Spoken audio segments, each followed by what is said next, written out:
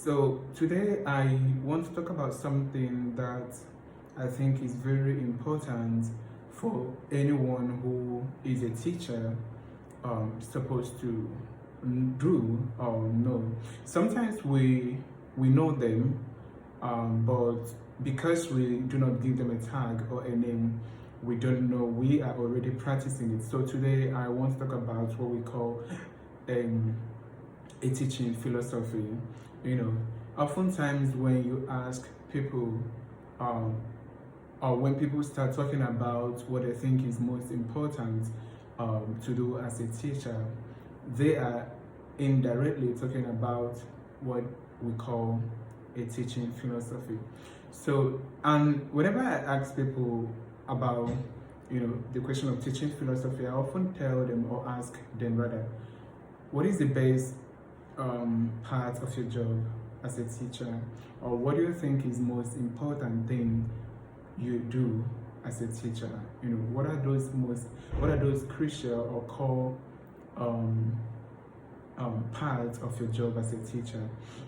So sometimes I hear people say the best part of my job as a teacher is being able to communicate my idea.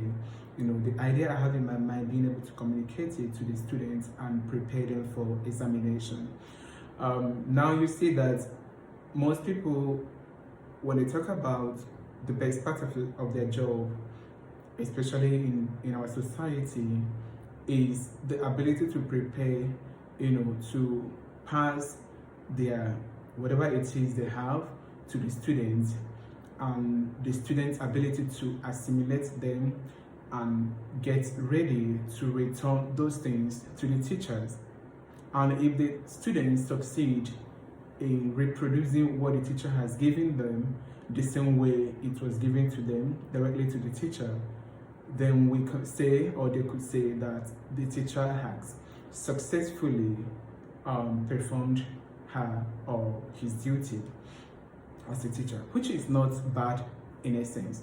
But we should think about education beyond the person of examination. Now, today I want to share my own philosophy of education, and I take it from the Bible, the book of Luke, chapter 6, verse 40, and it quotes by G.K. Chesterton. First, I will start with the Gospel of Luke.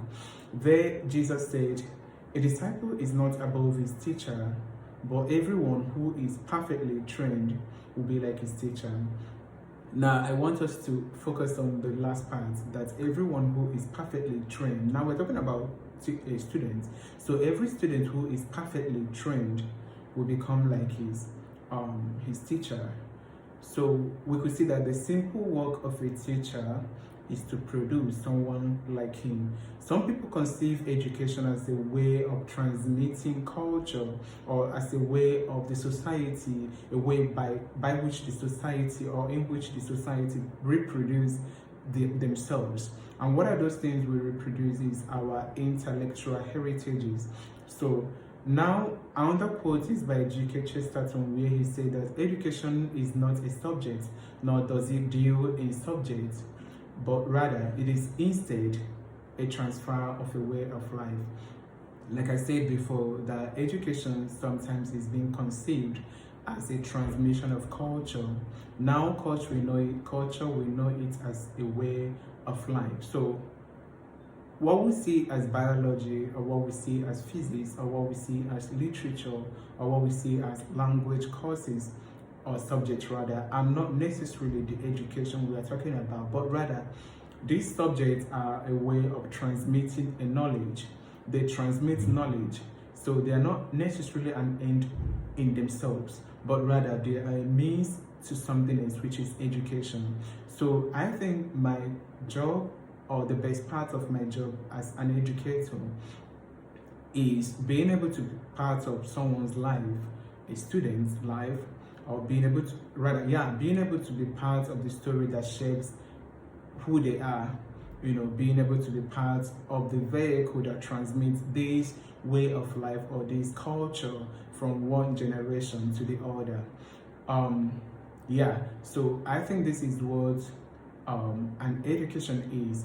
Now, when we look at this phrase, this quote from Luke chapter 6, verse 40, it says that everyone who is perfectly trained will be like his teacher. Now, I want to ask us a question.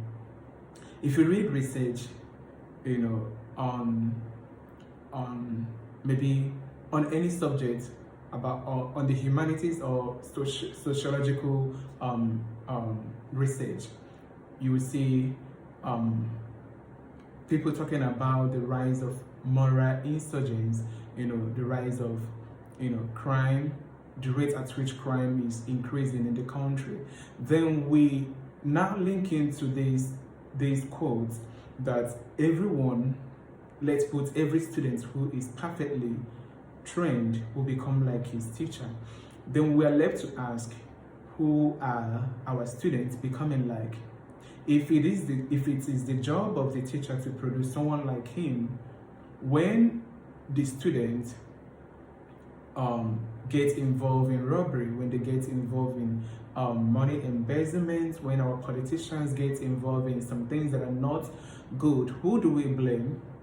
Do we blame the teachers, or do we blame them, or do we blame the society, or do we blame us for not being able to conceive what a true education is?